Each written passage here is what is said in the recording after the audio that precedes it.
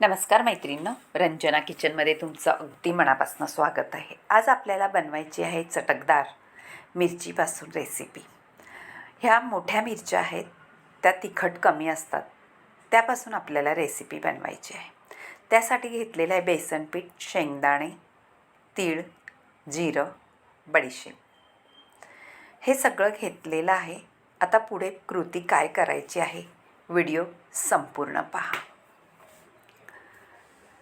आता आपण मिरच्या कापून घ्यायच्या आहेत.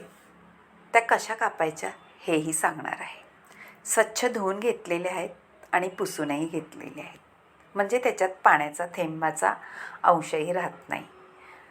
आणि ह्या मिरच्या कापल्या तरी पहा, त्यामध्ये बियासुद्धा कमी आहे.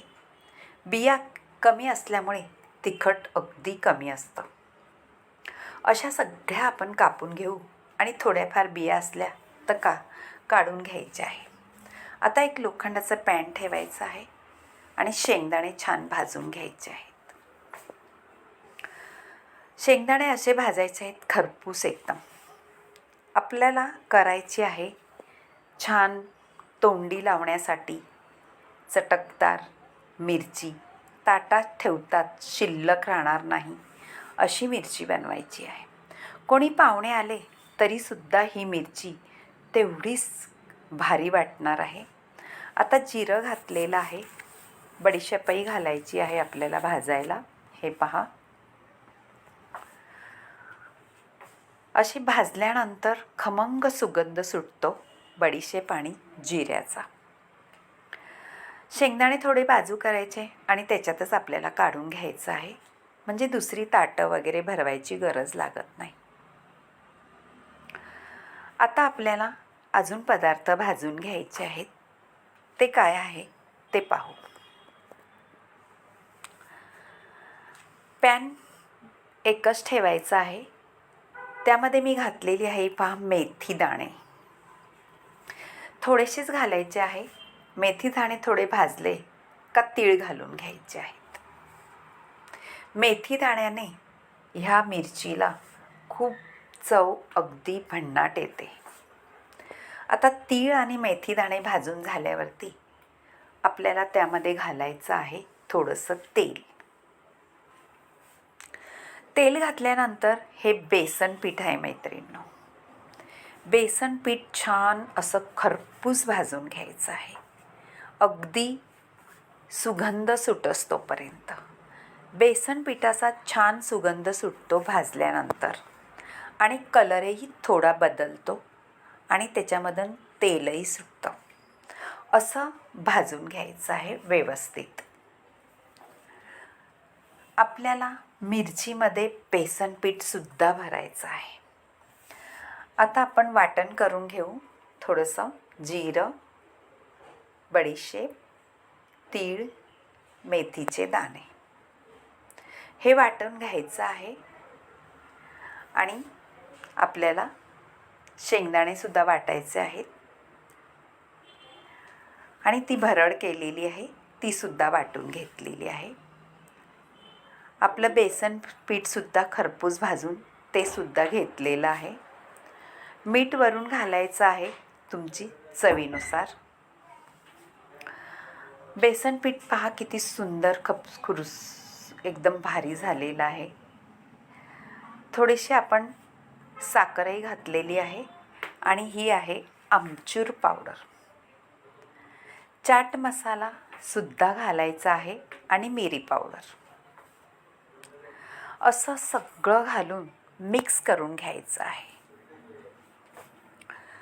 मिक्स करायच्या आधी थोडासा आपल्याला हळद घालायची आहे थोडीशी.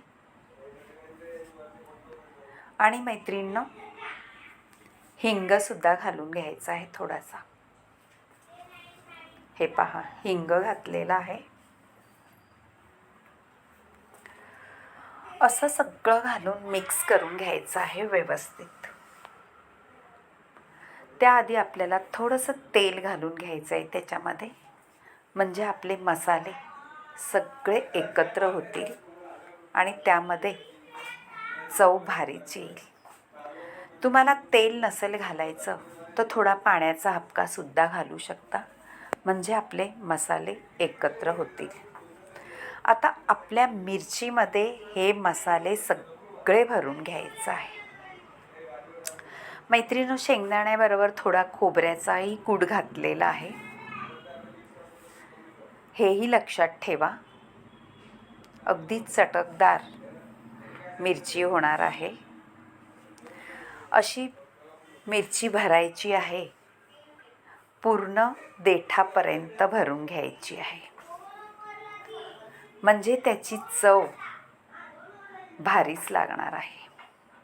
आणि ही मिरची मैत्रिणींनो, तुम्ही 4 दिवस तरी टिकवून शकता, कारण आपण अजिबात पाण्याचा वापरसुद्धा केलेला नाही आणि सगळे मसाले छान खरपूस भाजून घेतलेले आहे. पहा, तुम्हाला अशी मिरची जर आवडली तर नक्कीच रंजना किचनला लाईक करा, शेअर करा, कमेंट करायला विसरू नका आणि सबस्क्राईब करा. भरून झालेली आहे.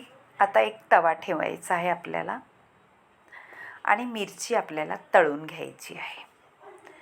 जास्त तेल न वापरता मिरची तळायची आहे, कारण आपण तेलाचा वापर कमीच केलेला आहे. तव्यावर ठेवून द्यायची आहे व्यवस्थित लावून, म्हणजे सगळ्या बाजूनी मिरची भाजली जाईल. ठेवून झालेली आहे पहा, छान अशी. आणि आता भाजल्यानंतर अलटी-पलटी करायचं आहे. त्याआधी थोडंसं गॅस कमी करून आपल्याला मिरचीवरती झाकण ठेवून घ्यायचं आहे. वाफेमध्ये पटकनी होते आणि कलरही सुंदर येतो त्याचा भाजल्यानंतर. पहा, त्याच्या आतमध्ये एवढी छान आपण मसाला भरलेला आहे. सुंदर तर होणार आहे, पण चटकदारही तेवढीच होणार आहे. ही मिरची मैत्रिणींनो, राजस्थानी लोक जास्त बनवतात अशी, याप्रमाणे आमचूर पावडर वगैरे घालून, चण्याचं पीठ, बेसन पीठ, गुजराती लोक, आणि आपणही करतो, कारण अशा पद्धतीत केल्याने ही मिरची खरंच सुंदरच लागते. आता थोडं झाकण ठेवल्यानंतर वाफेवरती झालेली आपली मिरची पहा, व्यवस्थित सगळ्या बाजूनी खरपूस भाजून झालेली आहे. परत एकदा सांगते, आवडली तर तुमच्या मैत्रिणीसोबत शेअर करा. त्यांनाही आवडली तर कमेंट करायला सांगा. सबस्क्राईब केलं नसलं तर सबस्क्राईब करायला सांगा. ह्यामध्ये काही बदल करायचा असला तरीसुद्धा सांगू शकता. आपलं घरचंच चॅनल आहे, त्यामुळे मला वाचायला खूप आवडणार आहे. मिरची ह्या पद्धतीत भाजून घ्यायची, सगळीकडून असा कलर आला पाहिजे. झालेली आहे. गॅस बंद केलेला आहे आणि आता सर्व करून घेणार आहोत. डाळ भाताबरोबर खा, तोंडी लावायला, किंवा पूर्ण जेवण केले असेल, कोणी पाहुणे आले असेल तरीसुद्धा ही मिरची ताटाची शोभा तर वाढवेलच, पण 2 घाससुद्धा जास्त जातील, अशी चटकदार मिरची झालेली आहे. अशाच नवनवीन रेसिपी बघण्यासाठी रंजना किचनला नक्कीच लाईक करा, शेअर करा, कमेंट करायला विसरू नका आणि सबस्क्राईब करा. बाय मैत्रिणो, भेटूया अशाच नवनवीन रेसिपीमध्ये. तोपर्यंत मिरचीचा स्वाद घ्या. Bye bye.